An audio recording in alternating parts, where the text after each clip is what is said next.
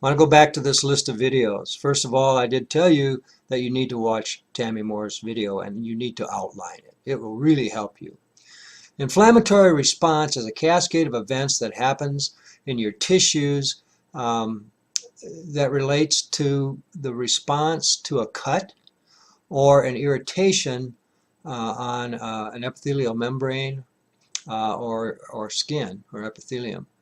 And then following that, if there's a cut, there is a series of events that complete the healing of a wound. Now that is a special case of inflammatory response. It's a start at an individual locus or an individual spot, okay?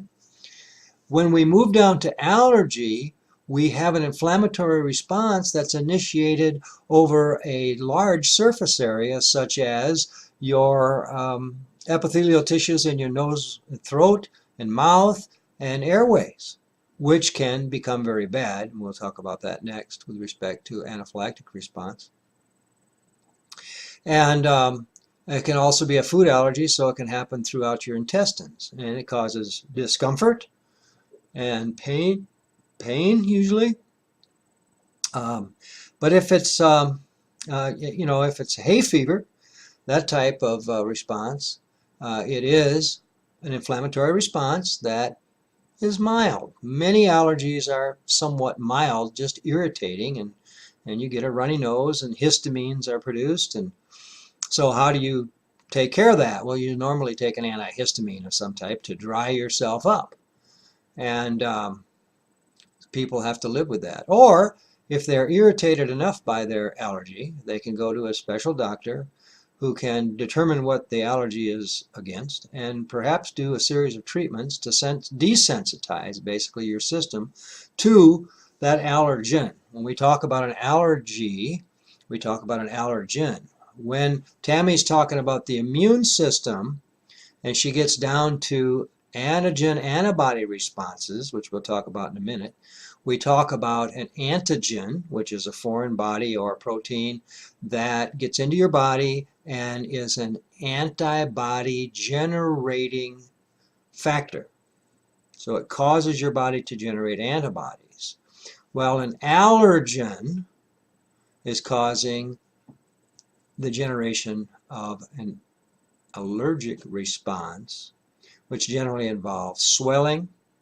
It involves the inflammatory response, and it can vary from mild to severe. So you may need to go to a doctor for an allergy, or you may just go buy an over-the-counter antihistamine and suffer through it once in a while. Some people do. I think I've had an allergic response once when we had a very unique spring where the pine pollen was so thick it was just unbelievable. And you know, they say, at least weather people say and certain scientists say, that if it didn't rain anywhere in the world for 2 weeks, we would all die of suffocation because of all the garbage in the air, all the dirt, dust in the air. So, you know, this is where we get exposed to a lot of allergens, and we may or may not have a response to that. And this video is very good. An anaphylactic response is a severe allergic reaction that can be life-threatening, and it can be life-threatening within a few minutes. In fact, I had a dog that had one of these once. It lived, but it had a response to fire ants. And the way these responses are set up is that your body has to be sensitized to the allergen, so you have to be exposed the first time. And the way you get exposed usually is through the air, but it could be through food. And then your body builds up these memory B cells that are full of antibodies against this allergen, and they're ready to pounce on it. And in certain situations, the inflammatory response is so severe that you can suffocate. And so people that have severe reactions to, for example, bee stings, or to peanuts or rubber gloves, if they might get around that stuff, they usually carry an EpiPen. And this video will explain how to use it and what it is. And so these are good videos to watch just to remind you of what these things are and to help you understand it when you're reading. But also, if you understand this stuff, you might save somebody's life. You might even save your own someday. So this is important stuff. This is not stuff to just gloss over. You should really try to understand it. Okay? Now I want to go to this other outline for a minute back here. And we talked about infection, or Tammy Moore talks about infectious agents. And when she's talking about the first line of a defense, or the first time she talks about things that will make you sick, she talks about infectious agents, and that includes bacteria, virus, fungi, protozoans, worms, and even cancer cells that are in your own body. So your immune system reacts to any infectious agent, which is something that your body thinks is a bad thing. Okay?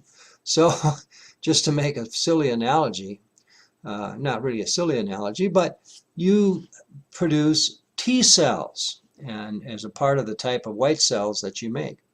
T cells are all over your body, and there are T helper cells which initiate a cascade of immune system activities among the other cells that phagocytize infectious agents or whatever they do. And a lot of them do phagocytize those agents. They sneak up on them and eat them. They're like little soldiers running around your body.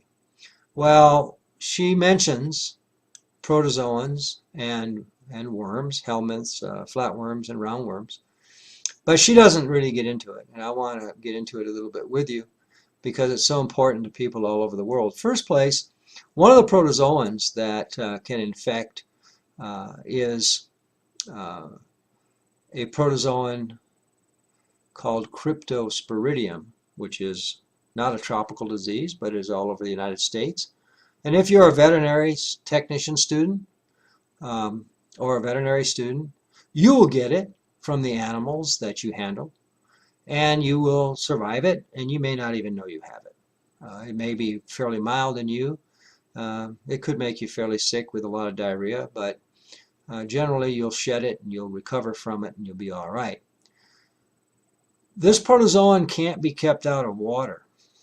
You know, chlorine, which is generally used to purify water if your water comes out of Lake Michigan or a river or someplace where it may be exposed to bacteria.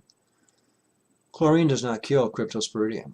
In fact, in the 1990s, I think it was, there was a Cryptosporidium outbreak in Milwaukee, Wisconsin, and I think over 1,200 people died. Generally, the people who die from this are elderly, or they have compromised immune systems, like they might have AIDS. And so this can be an important infectious agent, and it can't be killed with chlorine, so the only way to get it out of your water is to use more expensive filtration. Because of its size, it can be filtered out. Or, of course, water can be boiled. But this is one of the reasons why when there's flood, they tell you boil the water, don't drink it. Well, this is one of the reasons. This could be a serious thing. And then there's worms, different kind of parasites. I'm taking this course through Future Learn, which is one of the MOOC platforms. So the thing here is that the general set of data from the World Health Organization says that parasites impair productivity and the availability of food. 1 billion people in the world out of the 7 billion that we have are chronically undernourished, and we expect the demand for food projected to double by 2050. So let's think about what this is going to do. This is going to be very serious because we have these infectious agents that are robbing people of the nutrition that they might be getting out of their food if they do get food. And we're going to have a lot more starvation, so we're going to have a lot more disease. And we're going to have to do something to solve this problem, and it's not going to be easy, okay? So it's a little different aspect, but basically our immune systems don't have very good ways to handle these parasites. And we don't have a lot of good drugs. Some of the drugs we have, the parasites are becoming resistant to. And then the other problem is that only about 30% of people infected with parasites in the world ever get treatment for those parasites. Okay, so the last thing I want to talk about is this little outline here on our learning goals. When Tammy Moore talks about antigen-antibody responses, and by the way, Mr. Anderson did a very good job. You know, that video about the blood typing, he does a very good job of explaining antigen antibodies responses in his blood type reactions video. So Paul Anderson, blood typing. You can review that. So the blood type is a unique aspect of antigen antibody responses because the wrong blood type, one that you don't have, would generate an antibody response in you.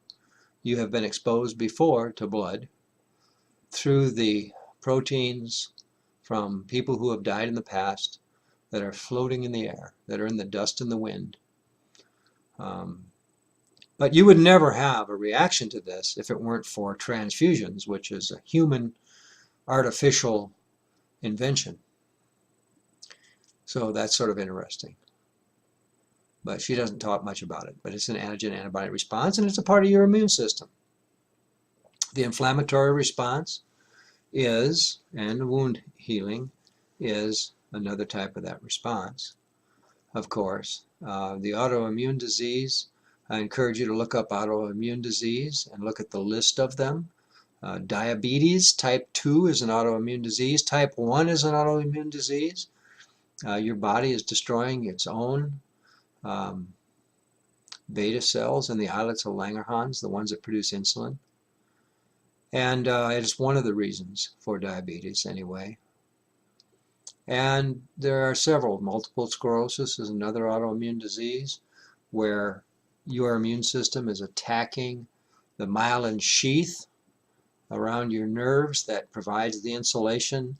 It's sort of analogous to the plastic or rubber around an electrical wire, and it's being rubbed through, it's being destroyed, and so we're getting electrical signals jumping to the wrong wires, and the body is not functioning properly then. So those are two areas that she doesn't say too much about, the autoimmune disease and the blood types. But just be aware that those are all antigen-antibody responses. It's a big part of the immune system, and we use that to produce vaccinations. So sometimes we are more successful at being able to develop a vaccine against a specific antigen. But you know, remember that the only protection we have against viruses, medical or man-made protection, are vaccines. When it comes to bacteria, we have antibiotics. Now, if you've had a bacterial infection and you get sick and recover from it, then you have an immunity. And we have vaccines against bacterial infections too, like pneumonia. And they're fairly effective. I've taken vaccines against Lyme disease, which is a series of 3 vaccines, 2 of them 30 days apart, and the third one a year later. You may be someday administering vaccines, if not to humans, you may be doing it or helping to do it to animals in a veterinary clinic. And I think, not sure where they are, but I think we now think we have one against Ebola. And in the Future Learn platform, I have taken a course on Ebola, and there's a second one coming up, and I'm going to take that. So to understand all of these diseases, not just the medical technology, but we also have to understand their epidemiology and human society, and how that there's an interface between the biology of the disease and the way people behave sometimes.